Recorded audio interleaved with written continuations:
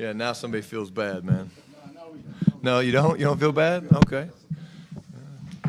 And I knew about it too. But Oh, okay. There you go. I knew about it. Exactly. That makes it worse. Yeah, no. We're friends a long time. He'll be all right. Okay, good. You okay? See? He looks okay. Yeah, he looks okay. Yeah. Sorry, I was talking to the head coach here. If you don't mind. How about asking Yeah, wait your turn. Yeah, wait your turn there, sir. Sorry. Calvin Watkins, Dallas Morning News. Looks like you're bringing in Mr. Clowney in for a visit. Your thought process about why you bring him in? Well, I could go back to Seattle days. I was with him there. Guy's, really good football player. He's missed playing the game a little bit, and the film obviously looks good. And we're always in the business of seeing what's out there and keeping an eye on all good football players. But I would say the personal relationship I have with him, the problems I know he can create both in the run and the pass, is the main reason he's here. How much did that Eagles game prompt this? Did that tell you anything, or was this something that you were thinking about doing before that? No, this is something that, again, we've just been monitoring. We'll do it with every position. Again, I feel great about our defensive line depth. But, anytime you have a chance to potentially add good football players, why wouldn't you kick the tires? Clarence Hill, DLLS Cowboys, just piggybacking on that, what can a veteran like that bring to that young? Clearly, you like a young group pass rusher, but what can he bring? Certainly, he's strong against the run and shows as an experienced pass rusher. Yeah, again, I think there's value in being a vet. There's value in the experience that they have and some of the technique stuff that they've learned over the years. And it's funny talking to Jadeveon. I was asking, I was like, okay, what's your go-to move? Because and so he was sharing some of his secrets, and just to hear these guys that are vets talk about in detail, like the different moves and the swim and the long arm and stuff like that, it's fascinating, And here's a guy when he first came into the league that he just went out and played. And now, as you get a little older, and it's like me getting out of bed in the morning a little bit, you have to think a little bit more about what you want to do and how you want to do it. But in terms of young players, if we do it, this would not stop progress. You need to play all these guys, and you can add veterans and not stop progress of young guys. It's all about the rep count. Subscribe to the theory, keep us strong. Yeah, you believe in those guys. What's wrong with adding to that spot? Yeah, I do. I think anytime you can add your roster in any position, it's a good thing, because this is a very physical game. We all know that, and your roster can look very different from one week, from one practice, from 3 games to the next. And so you got to be mindful of that. And but the biggest thing for me is always going to be the fit, so the fit with us and the fit with Flus and the defense and White Cotton and those guys. But, yeah, we're just doing our homework. Brian Schottenheimer with ESPN. Does this game this week take on added importance because it's your second division game? It's not just your first home game. Like, you don't want to get too much in a hole at all in the division? No, we don't think that way, Todd. I think, it's important because it's the next game. It's another championship opportunity. Again, like I said, we feel like, we played well enough in spots to beat Philadelphia, but we didn't. So you don't look back, you look forward. But, we don't look at, okay, this is a must-win, it's got to be that. We just go play the game. And I really do believe that if you start thinking the other way, I think it kind of distracts you from the main thing, which is if you go and play well, you have the best chance of winning. You've been around when this team won pretty much every game at AT&T, and then last year it was a struggle at home. How important is it to get a home field advantage?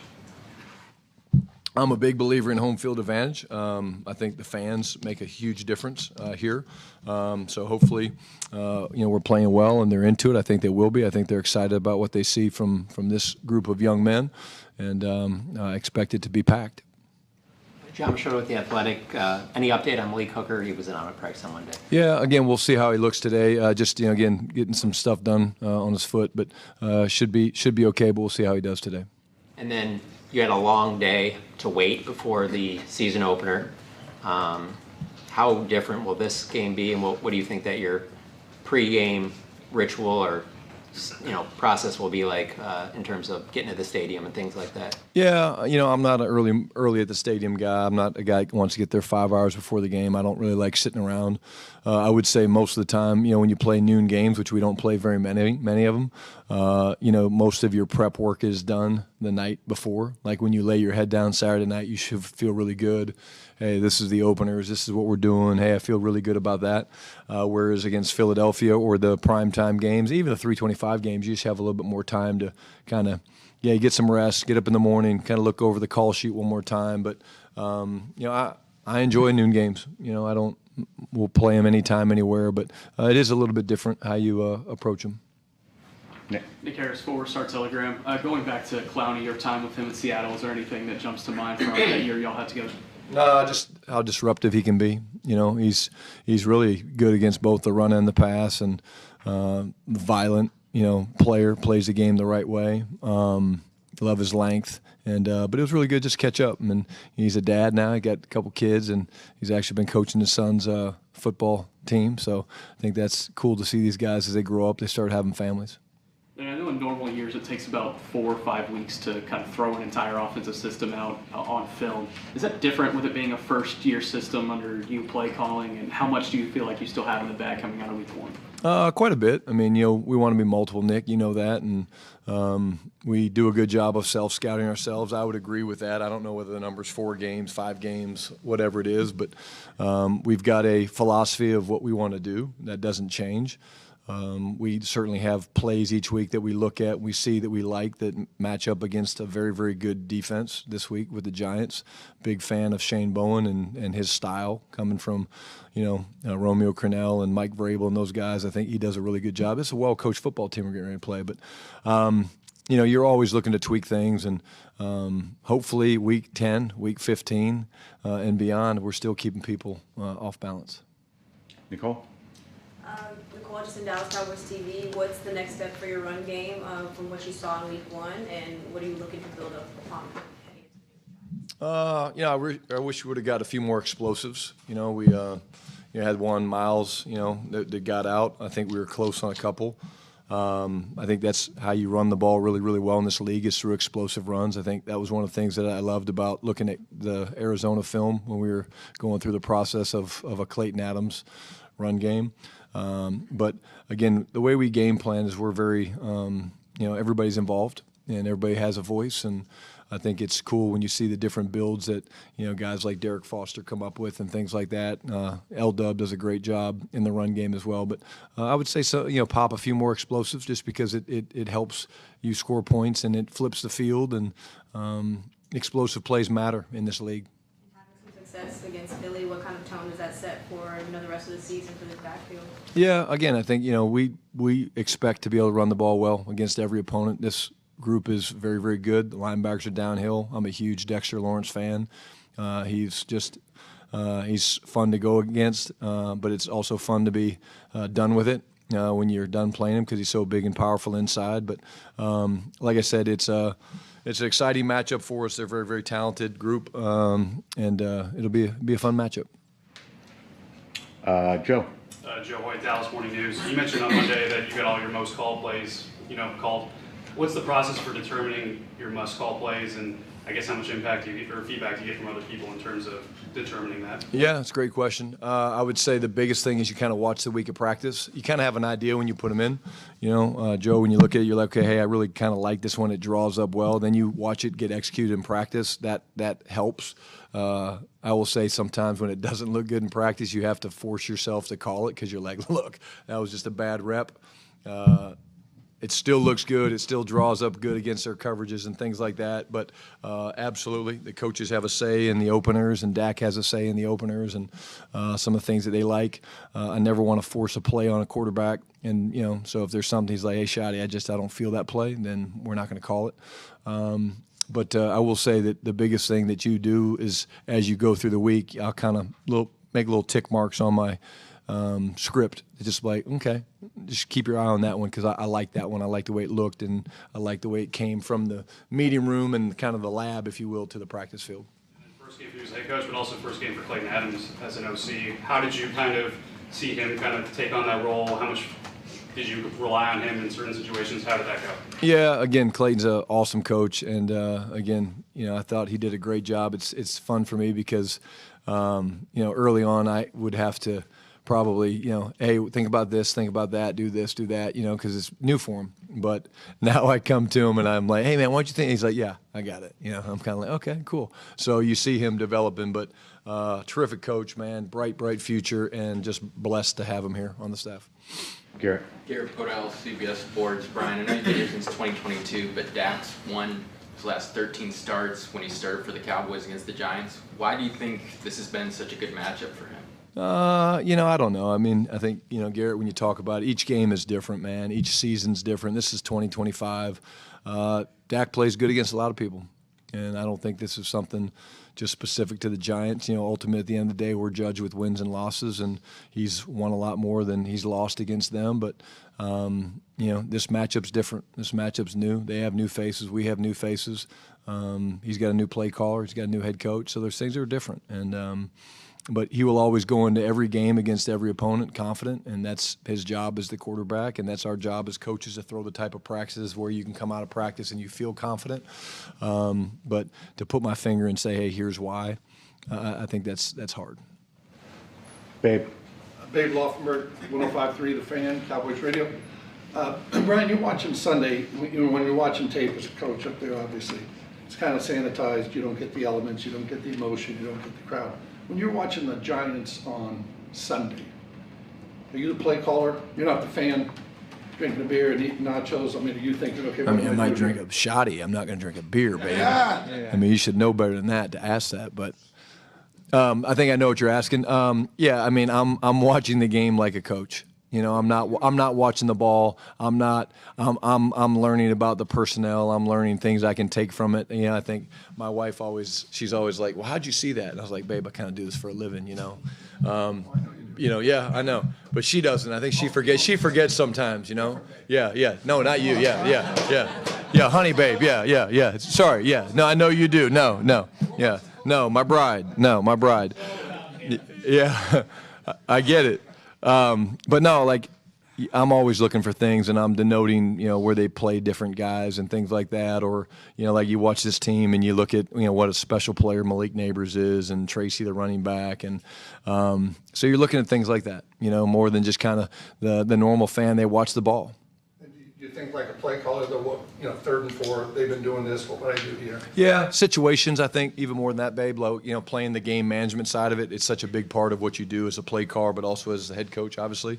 So I would say that more than, okay, hey, it's 3rd and 3, what would I do here? Some of the gotta have it's like 4th down and 3. I would be like, hey, what would I do in this situation, things like that. But, I love the game, and any chance I get to watch football, which I don't get a chance to watch it a whole lot from that lens, is fun. Michelle. Coach Michelle Montaigne, WFA. Jerry said yesterday, or I guess he was asked yesterday about Mazi Smith being listed as inactive for the opener against the Eagles, and said to expect that would probably be the case again this weekend against the Giants. Are you able to provide some reasoning behind it? Yeah, I think at the end of the day, we're going to have 3 great practices this week. And, I think we have a projected list of how we think this thing can play out and what we think, but it's projection at best. And you don't know. And we're in pads today and we're running around, and hopefully we come out of it clean and all that stuff. But these guys have the opportunity to earn their spots. And in Mazi's case, it's been Mazi's a good player. It's the flashes are there. It's just the consistency has to be there more often. And again, but just because you were inactive last week doesn't mean you're going to be inactive this week. It just means that you were inactive week 1, and they have a big role in trying to get that changed. And at the end of the day, we do a great job, I believe, of trying to communicate to these guys on game day or the night before, in this case, because of the noon start, of what the plan is. But things change in a hurry. Pat. Hey, Coach. Patrick Walker, DallasCowboys.com. We talked earlier about your familiarity with Jadeveon Clowney. Kind of going back to you being familiar with players. Russell Wilson, he's coming into Dallas to play against you guys. Can you talk about just the benefit of being able to scheme against a quarterback that you are so familiar with, but on the flip side of that, the challenge knowing that he knows you as well? Yeah, I think that's the fun part of the chess match that we love so much as coaches and players, and why you look forward to playing against your friends. I'm not the only one in the defensive room that knows Russ. Andre Curtis was with Russ for a long time in Seattle, actually longer than I was. His strengths, his weaknesses, but I also know what an incredibly hard worker Russ is, and so I'm not fooled for 1 second to think he's not working on certain things that he knows that I know and that Dre knows and stuff like that. But he's going to go out and play, and really it's more on the coaches to come up with a game plan. And I've spoken a lot about my respect for Brian Daboll. He was a quarterback coach for us with the Jets when I was the coordinator, and I think he's an awesome coach. And it should be a fun chess match to watch Sunday at noon. Did you get your shoes yet? Russ, I've not gotten my shoes. 11 and a half. Tad says I need to go up a half size, so I'm still waiting. If we can get that to the Giants media people, I would appreciate it, and maybe we'll do a off-camera little sit-down, whoever gets that done. Clarence. Just putting a wrap on Clowney just for a second. You've already visited with him today. Yes. Is the plan more of, is this a look-see, or are you looking for a practice squad? What is the plan? Yeah, just evaluating. You know, he's still got a few more things to do with us, and then we'll circle up, you know, probably after practice and just kind of see where we're at. And, you know, he's a free agent, so he has choices as well, and we'll just kind of have a meeting in the minds and see if it makes sense for us. Thank you. Scholar. Skyler Dixon with the AP. The fumble kind of overshadowed the penalty that George Pickens had. It seemed to be some unnecessary contact in that play, which was one of the issues in Pittsburgh. What was your take on that penalty? What conversation did you have with him, if any, about it? Yeah, no, we talk about it. We approach all things like that. Yeah, I mean, he came in too high and slung the guy down, and it was a good penalty. And obviously they got the hit in the head to Fergie, which kind of took it away. But, yeah, we just talk about, you know, you can't hurt the team. And I love the physicality that George plays with. But all of us, we can't do – really, I say it this way, you can't do stupid shit. And I'm not saying that that was the only stupid thing that we did, but, like, things that hurt the team like that, you can't do that, especially in the red zone. And so you point it out, you coach it. And at the end of the day, it's stuff that when it comes to a close game, it can hurt your ability to win. Any other concerns about his effort or route running? What was your name again, sir? Go ahead. What was the question? I'm joking. Yeah, what was the question? Todd, we'll get to you. Yeah. While Clarence. Since we're talking about it, let's pick, you know, any other concerns about his effort or route running from Pickens at all? Absolutely not. Again, I wish we would have gotten more targets, you know, quite honestly. Thought they did a good job taking away. But listen, I'm the biggest George Pickens fan in the world. And as a teammate, the way he plays the game the way we want everyone to play. On the edge, but don't go over the edge. That one example was him probably. If you could tone that one down a little bit, or at least strike the guy lower, it doesn't get called. Todd? What attracted you to Flus? I think going against him, playing against him, he's always been a pain in the ass, Todd. You know, he's hard to get big plays on. I love the style of defense. Sometimes when you play a defense, you look at it and you're like, okay, this, you know, I really like this scheme or this coverage structure, or the way they rush the passer or some of their blitz packages. I love the style that Matt's defenses have always played with, whether it was Chicago, Indianapolis, here under Rod Marinelli. The style, man, the way they run to the ball, the effort that they play with, it's right up my alley, you know, attacking play style. And again, I think that people think he's a simple coordinator, but he's not. And what I love about him is the adjustments from an experienced guy. Like you look at what we were able to do against Philadelphia in the second half, the adjustments that we made I thought were terrific. And that's a testament not just to Flus, but really the entire defensive staff. Did you have to have a conversation with him, like, hey, what happened in Chicago? Like, when it ended? I mean, you obviously were let go in Seattle too, so you kind of maybe can commiserate a little bit. No, not really. I mean, you know, of course we've sat around, you know, having beers and stuff, traveling for some of the pro days and stuff. We've talked a little bit about that, but it's kind of the nature of our business. And hey, look, Matt Eberflus is a hell of a football coach. He'll be a head coach again in this league, in my opinion. Again, I'm so thankful to have him and really this entire staff. The entire staff's been great. When you were searching out an offensive coordinator, did you want to find one that had these specialty knacks in the run game, or did it just kind of fall that Clayton Adams was that guy and what he brought from Arizona? No, I mean, I wanted a guy that was elite with teaching. I wanted a guy that was an elite human being, so Clayton checks both those.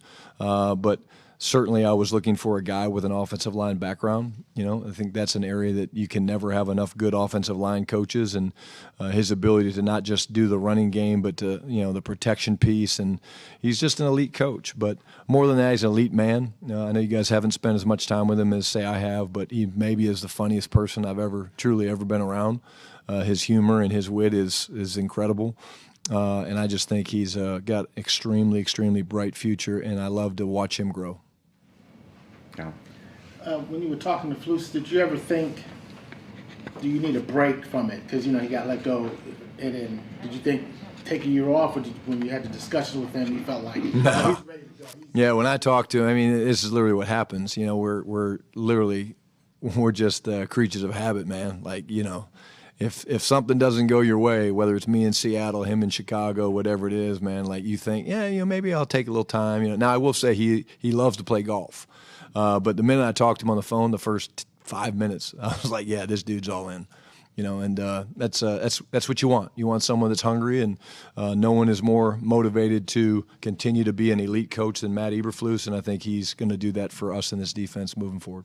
Real quick, on Diggs, is the plan still the same for him? Because he came in a lot on the nickel. I don't know if the goal is to eventually get him with the base defense. Yeah, again, we're still trying to work on those numbers. Again, we'll see how he does today, but we'll always continue to up it, whether it's a full game. We'll see how that plays out. But again, I thought he did a nice job in the game for us on Thursday night. Cool. Gotta go. Thanks, guys. Thank you.